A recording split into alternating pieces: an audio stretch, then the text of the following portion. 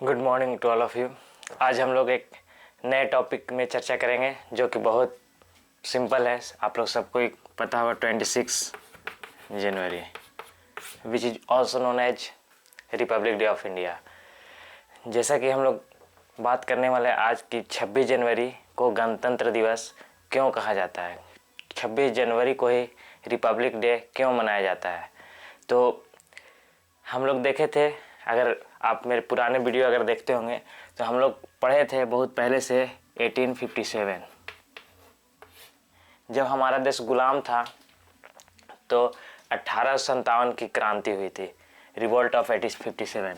तो हम लोग इसमें देखे थे कि 1857 के पहले की जो यहाँ शासन व्यवस्था था वो कंपनी करती थी इंडिया पे, लेकिन 1857 के बाद डायरेक्ट वहाँ से क्रोन का शासन होने लगा। C for company and C for crown, मतलब कहने का सेंस है कि 1857 के पहले जो इंडिया में शासन व्यवस्था होता था, हम लोग गुलाम हुआ करते थे, तो वो होते थे कंपनी के गुलाम, ईस्ट इंडिया कंपनी के। लेकिन 1857 के बाद जैसे ही बोला जाए तो 1857 की क्रांति के बाद से यहाँ ईस्ट इंडिया कंपनी का शासन व्यवस्था समाप्त हो गया और क्रोन से डायरेक्ट इंग्लैंड से शासन स्टार्ट होने गया। मतलब कहने का सेंस है कि इंग्लैंड से ही डायरेक्ट यहाँ पे शासन व्यवस्था चलने लगा।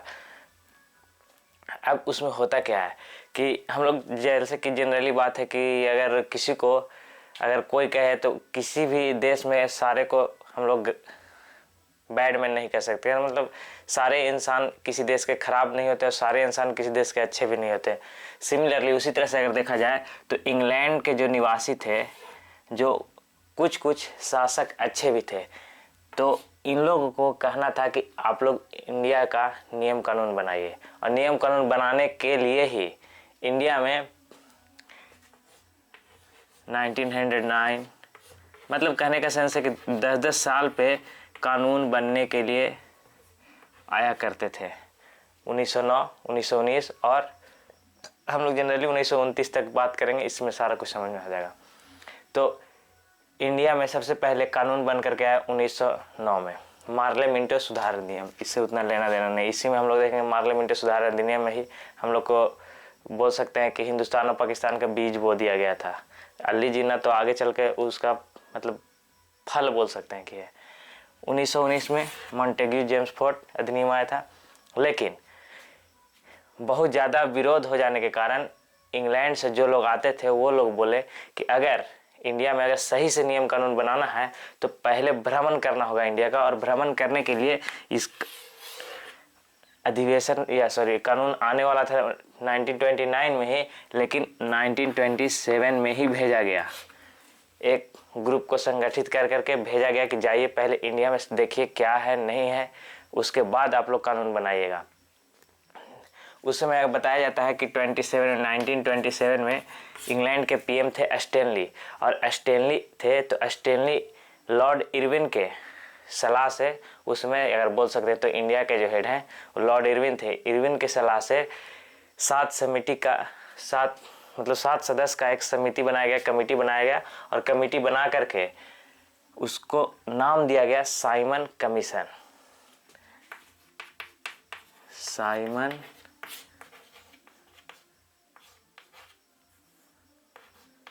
कमीशन, ये 7 सदस्य का समिति था साइमन कमीशन। लेकिन इसमें एक बड़ा झटका देने वाला ये था कि जो 7 सदस्य थे, जो मेंबर थे, वो ऑल कहाँ के थे? इंग्लैंड के थे, इंडिया के कोई भी नहीं थे। तो इसीलिए इंडिया वाले इसको श्वेत कमीशन बुलाए, और इंडिया में सारे लोग मीटिंग करके आपस में बातचीत करके बोले कि अगर जहाँ भी साइमन कमीशन आएगा हम लोग पुरजोर विरोध करेंगे इसका। और जैसे ही इंडिया में साइमन कमीशन आया, इंडिया में पूरा जोर शोर से विरोध होना स्टार्ट हो गया। इतना विरोध जोर से हुआ कि इसमें एक प्रमुख नेता लाला लाजपत राय की हत्या भी हो गई थी। तो हम लोग इस पर नहीं जाना है, हम लोग को ये सीखना है कि कैसे कैसे, अगर डिटेल पढ़ना हो तो वीडियो अपलोड है इसी चैनल पे। तो इसमें 27 में आया और इसमें पूरा देश व्यापी बहुत जोर से विरोध होने लगा। विरोध होने के बाद अगर देखा जाए तो 1929 ये लाहौर अधिवेशन था, कांग्रेस का लाहौर अधिवेशन में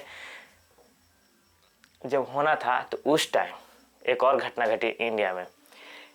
अगर साइमन कमीशन जिस समय इंडिया आया तो उस समय इंडिया वाले लोग रिक्वेस्ट किए कि इसमें आप लोग तो ठीक काम कर रहे हैं कि इंडिया में आकर घूम रहे हैं, देख रहे हैं किस चीज़ का ज़रूरत है, नियम कानून में चेंजिंग लाएंगे, लेकिन इसमें आप एक गलती कर रहे हैं कि आप ही लोग सारे सदस्य हैं।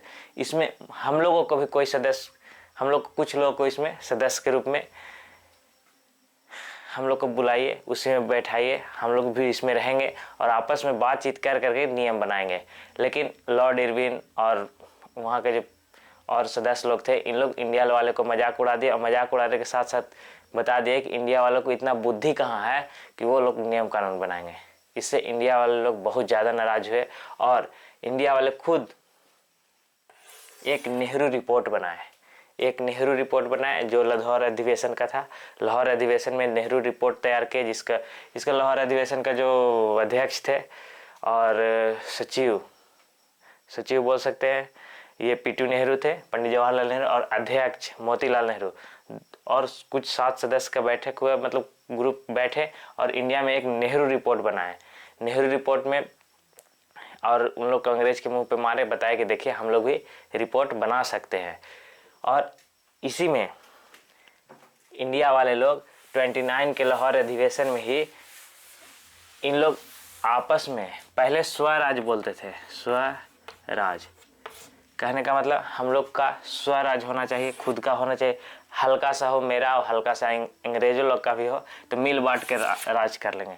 लेकिन लाहौर अधिवेशन में 1929 के बाद पूर्ण स्वराज की मांग हुई, पूर्ण स्वराज, कि हमको स्वराज नहीं चाहिए, पूर्ण स्वराज चाहिए, हमको पूरा इंडिया चाहिए, अंग्रेज यहाँ से वापस चाहिए। हम लोग के शासन व्यवस्था में अंग्रेज का कोई हस्तक्षेप नहीं होना चाहिए, जो नेहरू रिपोर्ट बना करके दिखाए और उसमें बताए। और इसी दिन, उस समय 1930 हो चुका था, 26 जनवरी था। इसी दिन रावी नदी की, जो लाहौर बोल सकते हैं कि जो अभी पाकिस्तान में है, रावी नदी के किनारे पंडित जवाहरलाल नेहरू ने झंडा फहराया और बोला कि आज से हम लोग आज़ाद हैं। और 26 जनवरी 1930 उस दिन टाइम था। 26 जनवरी से ही हम लोग हर साल 26 जनवरी को स्वतंत्रता दिवस मनाएंगे। लेकिन दुर्भाग्य से ऐसा हो सकता है, कुछ कुछ इतिहास कहते भी हैं कि अंग्रेज जानता था कि इन लोग को अगर स्वतंत्र अच्छा समय में किया जाए तो इन लोग अपना आज़ादी बहुत धूमधाम से मनाएगा। इसीलिए उन लोग बदमाशी क्या किए कि हम लोग को 15 अगस्त को ही आज़ाद कर दिए।